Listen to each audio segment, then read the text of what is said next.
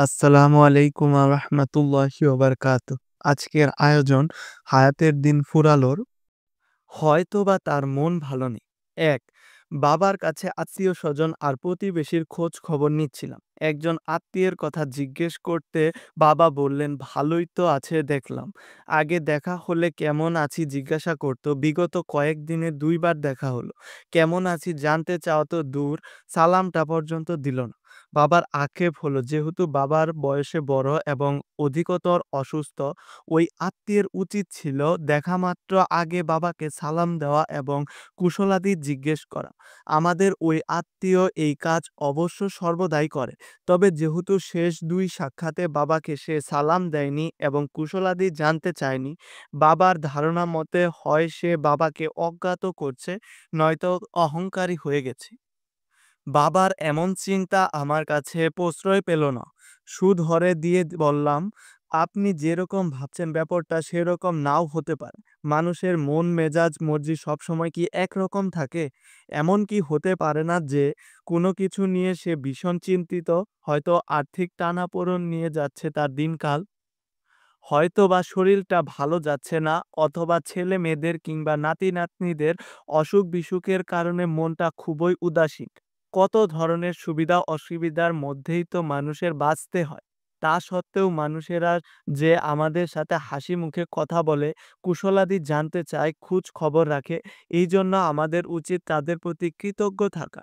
কেউ যদি কখনো সেটা না করতে পারে, তার ব্যাপারে মন্দ না ভেবে সুধারণা রাখাই উত্তম। ২. এমনটা আমাদের সাথে হয়। প্রায় প্রতিদিন কথা হয় এমন কেউ হয়তো দীর্ঘদিন আমাদের খোঁজ খবর নিতে অপারগ হতে পারে। সর্বদা মুখে হাসি জিয়ে থাকে এমন কাউকে আমরা মাঝে মাঝে বিষণ্ণ চেহারায় আবিষ্কার করতে পারি। কাউকে অনলাইনে মেসেজ করেছি, সে হয়তো মেসেজটি সিন করেছে কিন্তু উত্তর করেনি। তার মানে কি সর্বদা এটাই যে সেই লোক আমাকে পাত্তা দেয়নি? ব্যাপারটা সবসময় এত সহল নয়। জীবনে আমরা সর্বদা হাসি-খুশি বা সুখের সাগরে হাবুডুবু খাই তা কিন্তু নয়। যেখানে আমাদের সুখ যেমন আছে তেমন দুঃখও আছে। অর্থের টানাটানি, সম্পর্কের টানাপোড়েন, অসুখ-বিসুখের হাতছানি। কোনো কারণে যদি নাও থাকে, একেবারে বিনা কারণেও আমাদের মন উদাস আর বিষণ্ণ হয়ে থাকতে পারে। জীবনের এমন মুহূর্ত যখন কেউ পার করে তার কাছে চারপাশের দুনিয়াটাকে তখন একটু বিস্বাদ লাগাই স্বাভাবিক। বাঁচার তাগিদে তাকে হয়তো আপনার সামনে আসতে হয়, কিন্তু হাসবার যে শক্তি সেটা তার মনে আপাতত অবশিষ্ট নেই।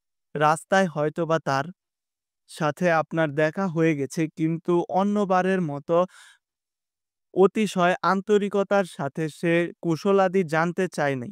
মন থেকে সেই জোর পাচ্ছে না সে। একাকিত্ব কাটাচ্ছে সে, হয়তো ভার্চুয়ালে এসেছে, কিন্তু আপনার মেসেজের প্রতি উত্তর করার জন্য যতখানি উদ্যম মনে থাকা দরকার সেটুকু হয়তোবা তার অবস্থায় তার মাঝে নাও থাকতে পারে। দুনিয়া যত দ্রুত আগাচ্ছে তত দ্রুত পরিবর্তন হচ্ছে মানুষের মনস্তাত্ত্বিক অবস্থাও। আজ থেকে ২৫০ বছর আগে একজন লোকের মানসিক অবস্থা আর আজকের দিনের একজন লোকের মানসিক অবস্থা কখনোই এক হতে পারে না। সময়ের সাথে পাল্লা দিয়ে বাড়ছে মানুষের মনের অসুখ এবং বাড়ছে তার সংগ্রামও। সময় যত বাড়ছে আমাদের চারপাশটাও তত জটিল থেকে জটিলতর হচ্ছে। উদ্ভূত এসব নতুন নতুন পরিস্থিতি আর ঘটনার সাথে নিজেকে মানিয়ে নিতে মাঝে মাঝে হাঁপিয়ে ওঠা দোষের নয়। একটা সময় ছিল যখন মানুষের প্রকাশ্য শত্রুর সংখ্যা ছিল বেশি। কিন্তু সময়ে এত দ্রুত বিবর্তন হচ্ছে যে আজকাল মানুষের প্রকাশ্য শত্রুর চেয়ে অপ্রকাশ্য এবং নীরব শত্রুর সংখ্যাই অত্যাধিক। ড্রাগ, পর্ন, অশ্লীলতা, সোশ্যাল মিডিয়া আসক্তি সহ দুনিয়ার সকল ফিতনা এখন যতটা মহামারীর আকার ধারণ করেছে, আর কোনো কালেই এমন হয়নি। নবীজি সাল্লাল্লাহু আলাইহি ওয়াসাল্লাম সে কারণেই বলেছেন, শেষ জামানায় ঈমান ধরে রাখা হাতে জ্বলন্ত কয়লা ধরে রাখার মতোই কঠিন হবে। ৩. মদিনা থেকে প্রায়ই বিভিন্ন কাফেলা অভিযানে বের হতো। সেই কাফেলাগুলো কোনোটা নবীজি সাল্লাল্লাহু আলাইহি ওয়াসাল্লাম থাকতে পারতেন, কোনোটায় থাকতে পারতেন না। অভিযান শেষে যখন কাফেলায় মদিনায় ফিরে আসতো, রীতিমতো মদিনার বাসিন্দারা সবাইকে স্বাগত জানানোর জন্য মদিনার উপকণ্ঠে অপেক্ষা করত। প্রত্যেকের আত্মীয়-স্বজনকে ফিরে পেয়ে আনন্দিত হতো। এরকম এক কাফেলায় বিশর ইবনু আকরাবা রাদিয়াল্লাহু তাআলা আনহুর বাবাও ছিলেন। বিশর রাদিয়াল্লাহু তাআলা আনহু তখনও কৈশোর পেরোননি। বাবার স্নেহ, আদর আর ভালোবাসার মাখামাখি হয়ে দিন কাটত তার। সেবার ওই কাফেলার সাথে যেতে পারেননি নবীজি সাল্লাল্লাহু আলাইহি ওয়াসাল্লাম। তিনি থেকে গেলেন মদিনায়। অভিযান শেষে যখন কাফেলা ফিরে আসার সময় উপস্থিত হলো, তখন নবীজি সাল্লাল্লাহু আলাইহি ওয়াসাল্লাম সহ সকলে মদিনার উপকণ্ঠে চলে গেলেন আগত কাফেলাকে স্বাগত জানানোর জন্য। প্রত্যেকের আত্মীয়-স্বজনকে ফিরে পেয়ে আনন্দে মেতে উঠল। কিন্তু কাফেলার কোথাও দেখা যাচ্ছে না সাহাবী বিশর রাদিয়াল্লাহু তাআলা আনহুর বাবাকে। তিনিও এসেছেন বাবাকে স্বাগত জানানোর জন্য। কিন্তু কোথায় তার বাবা? ছোট সাহাবী বিশর রাদিয়াল্লাহু তাআলা আনহুর চোখ বিদিক খুঁজে বেড়াচ্ছে বাবাকে। মানুষের জটলা আস্তে আস্তে কমে আসছে। প্রায়ই সকলে ফিরে এসেছে এবং নিজ নিজ ঘরে ফেরত যাচ্ছে। কেবল ফেরেননি তার বাবা বিশর রাদিয়াল্লাহু তাআলা আনহু। ওকে জিজ্ঞেস করে কিন্তু কেউই দিতে পারে না তার বাবার খোঁজ। চোখের জলে তার বুক ভেসে যায়। আর কি তবে তার দেখা হবে না বাবার সাথে? বাবার বুকে শুয়ে আর কি তবে চোখ বুজে ঘুমানো হবে না? অঝোর ধারায় অশ্রু নামে তার চোখ বেয়ে। এই ঘটনা নবীজি সাল্লাল্লাহু আলাইহি ওয়াসাল্লাম এর চোখ এড়ায় না। তিনি এসে বিশর রাদিয়াল্লাহু তাআলা আনহুকে বুকে জড়িয়ে নেন। ফুঁপিয়ে ফুঁপিয়ে কাঁদছিলেন তিনি যতক্ষণ সম্ভব। তার কান্না থামলে নবীজি সাল্লাল্লাহু আলাইহি ওয়াসাল্লাম তাকে বললেন, "তোমার তো বাবা চাই, তাই না? আজ থেকে আমি তোমার বাবা আর আয়িশা তোমার মা।" নবীজি সাল্লাল্লাহু আলাইহি ওয়াসাল্লাম কিন্তু যেন-তেনভাবে তাকে সান্ত্বনা দিলেই পারতেন। বলতে পারতেন, হায়াত ফুরোলে কেউ আর দুনিয়ায় থাকতে পারে না। এটাই বাস্তবতা। অথবা বলতে পারতেন, তোমার বাবা চলে গেছেন, একদিন এভাবে আমরা সকলেই চলে যাব। এটাই নিয়ম। এই কথাগুলো বলা অবশ্যই দোষের নয়, কিন্তু দরকারি হলো একটা মানুষের মনস্তাত্ত্বিক অবস্থাকে বুঝতে পারা। সে অবস্থার ভিতর দিয়ে যাচ্ছে একজন মানুষ, সেই অবস্থাকে অনুভব করতে পারলেই কেবল নবীজি সাল্লাল্লাহু আলাইহি ওয়াসাল্লামের মতো সহমর্মী হওয়া যায়। ছোট্ট একটা ছেলে বাবাকে হারিয়ে ফেলেছে, কান্নায় ভেঙে যাচ্ছে তার বুক। বাবাকে আর কোনোদিন দেখবে না, বাবার সাথে আর কোনোদিন খেলতে পারবে না, মিশতে পারবে না, বাবাকে আর বাবা বলে ডাকতে পারবে না। শূন্যতাগুলো তার ছোট্ট মনের জন্য ভারই ছিল বটে। নবীজি সাল্লাল্লাহু আলাইহি ওয়াসাল্লাম সেই শূন্যতাকে কিছুটা পূরণের প্রয়াস চালালেন।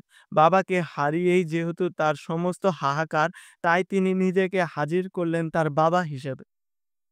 ৪. আমাদের প্রত্যেকেরই আছে আলাদা আলাদা জীবন, আর সেই জীবনের ছোট বড় অসংখ্য ঝড়-ঝাপটা নিয়ম করে আসতে থাকে। আমাদের মুখোমুখি হতে হয় জীবনের অনেক ঘাত-প্রতিঘাত। সেগুলো সামলে নিয়ে যারা হাসতে পারে, যারা স্বাভাবিক থাকতে পারে, সেটা তাদের এক অনন্য গুণ। তবে সবাইকে যে সেই অনন্য গুণের অধিকারী হতে হবে এমনটা নয়। এই গুণ না থাকা স্বাভাবিকতা এবং মোটা দাগে বাস্তবতা। যদি তারা আমাদের সাথে হাসি মুখে কথা না বলে, যদি তারা দেখা হলে কুশলাদি জিজ্ঞেস না করে, যদি তারা আমাদের মেসেজ সিন করে রিপ্লাই না দেয়, আমরা ধরে নেব হয়তো জীবনের কোনো একটা পর্যায়ে তারা কঠিন কিছুর সময় পার করছে। আমরা কখনোই তাদের ভুল বুঝব না। হতে পারে এমন একটা সংগ্রামের ভেতর দিয়ে সে যাচ্ছে, যে সংগ্রাম আমাদের সামনে দৃশ্যমান নয়। হতে পারে ভেতরে থেকে সে ভীষণ একা হয়ে পড়েছে। হতে পারে দুনিয়ায় তার কাছে বিস্বাদ আর বিরক্তিকর লাগছে। তার হয়তো একটুকু অবসর দরকার, একটু সময় একেবারে নিজের মতো করে। তার প্রতি এই সুধারণা রেখে আমার পরিচয় দেব আমাদের ইহসানের। আমরা চেষ্টা করব তার অবস্থাটুকু বুঝে নেওয়ার, যেভাবে নবীজি সাল্লাল্লাহু আলাইহি ওয়াসাল্লাম বুঝে নিয়েছিলেন বিশর রাদিয়াল্লাহু তাআলা আনহুর মনের অবস্থা। সম্ভব হলে আমরা জিজ্ঞেস করতে পারি, আপনি কি কোনোভাবে আপনার উপকার করতে পারি? অথবা যদি মনে করেন যে আমাকে বলতে পারেন আপনার দুঃখ কিছুটা লাঘব হবে। তাহলে যেকোনো সময় আমাকে ফোন দিতে পারেন। আপনার জন্য সবসময় আমার সময় থাকবে। অনেক সময় পরিস্থিতি এত বিরূপ আর বিপর্যস্ত অবস্থায় থাকে যে এতটুকু আলাপচারিতা চালিয়ে যাওয়া দুষ্কর হয়ে পড়ে। কথায় বলে যদি সান্ত্বনা না দেওয়া যায়, একটা কাজ কিন্তু আমরা তাদের জন্য ঠিক করতে পারি। সেটা হলো দোয়া। আমাদের একান্ত নির্ভীকদের দোয়াগুলো আমরা স্মরণ করতে পারি তাদেরকে। আমরা আল্লাহকেও বলতে পারি, ইয়া রব, হয়তোবা তার মন ভালো নেই, আপনি তার অশান্ত মনকে শান্ত করে দিন, পরিস্থিতিকে তার অনুকূলে এনে দিন।